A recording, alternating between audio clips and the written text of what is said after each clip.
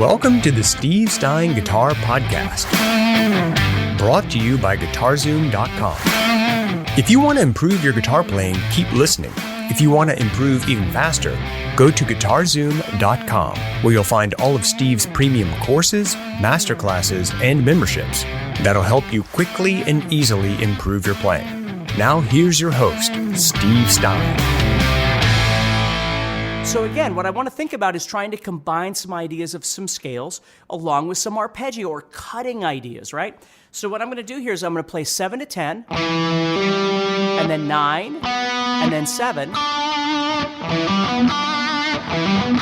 which gives me a really nice sounding minor 7 arpeggio.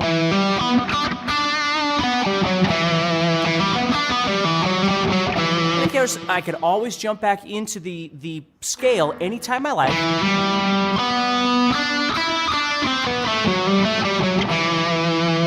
I'm just separating these two sounds. Now when I get to this dominant 7 or minor 7, what I'm going to do there is I'm going to move up to the 11th fret, which we'll call the 9th, if you know what your notes are. And if you don't, it's okay, your intervals. But what I'm doing is, let me explain it in terms of fret numbers. So I'm playing 7, 10, 9, 7, 11.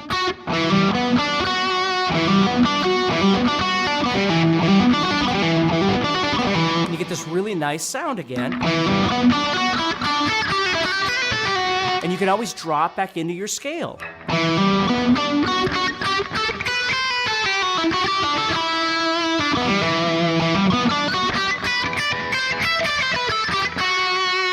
You see, so I see this 7, 8, 10, 12. I see those all the time. So as I'm playing,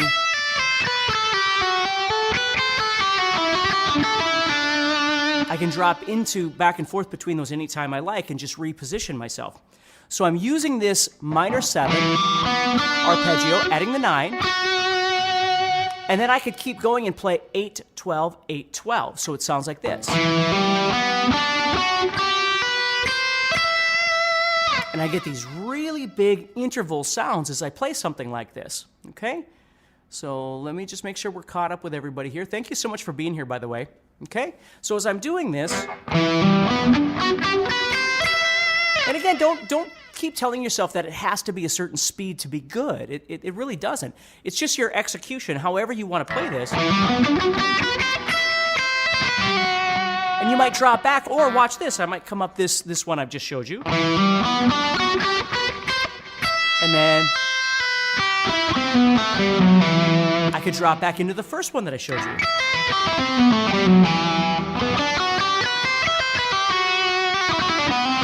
So it's just any kind of thing like that sounds interesting, that shakes up the way that you're normally playing is always a good thing. Okay, the third one that I want to show you is a bit more traditional. This is something that I learned from like Yngwie Malmsteen's stuff earlier on, but it's still very functional and I like it a lot. What I'm going to do is I'm going to head over to that E again, but this time I'm going to work on this side. So I'm going to play E, which is the 7th fret. Then I'm going to play G, which is the 5th fret. Then I'm going to play B, which is the 4th fret. So I'm just playing the same notes I was playing there, the root, the 3rd, the 5th. But what I'm going to do then is I'm just going to move back up and play the root, 3rd, 5th of the next octave. So I'm going to go 7, 5, 4, those are the frets. And then on this same 3rd string, I'm going to move up and play 9, 8, 7, which is crossing over the first one that I showed you, right?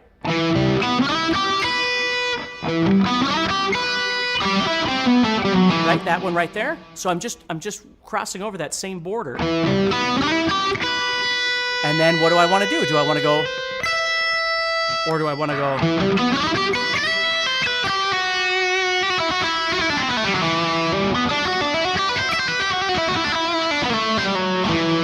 You see, there's so many cool things that you can do if you just sit and kind of study your scale shapes and then start thinking about different ways of either playing up and down, which is a scale, right?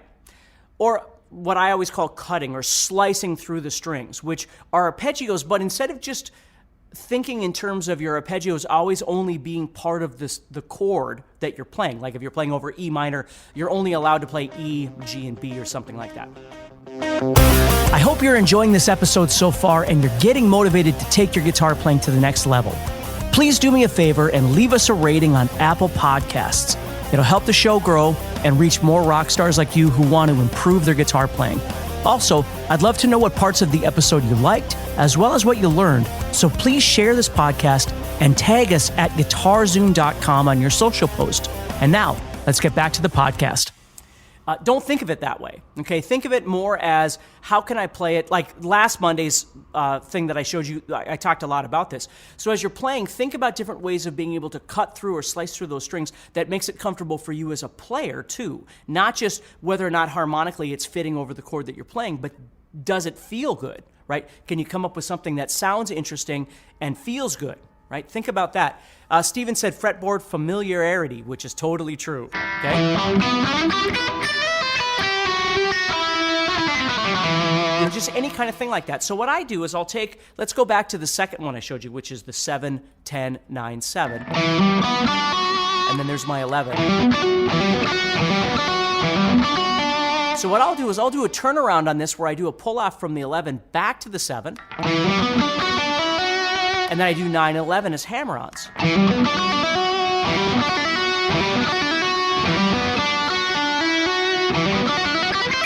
And then I can come off of that and do 8, 12, or 8, 10, 12, whatever I'd like to do. Usually I just do 8, 12, but... And then I might drop back into something like that. So there's lots of different ways of thinking about this as you play.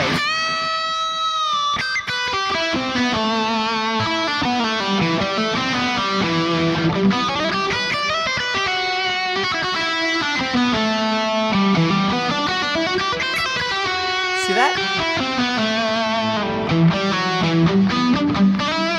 See, that's what you want to get used to, is being able to take these ideas and not just, you can watch this video as many times as you want on YouTube or Facebook or whatever, and learn some of the things I'm showing you for sure, but then learn how to convert them into something that feels comfortable for you when you play.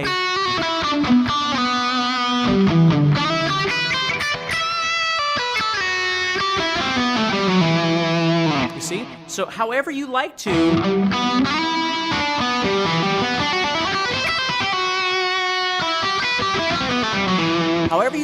move and maneuver across the fretboard, that's the most important thing. So hopefully that helps you a little bit. Thank you so much for watching. Try and work on this over the next week, and I'll have something brand new for you next Monday. Stay positive, keep practicing. Head over to guitarzoom.com and check out my guitar courses, that sort of thing. And please just share the love. Show somebody this video or send them to my my YouTube page or whatever. I always appreciate that sort of thing. So take care, stay positive.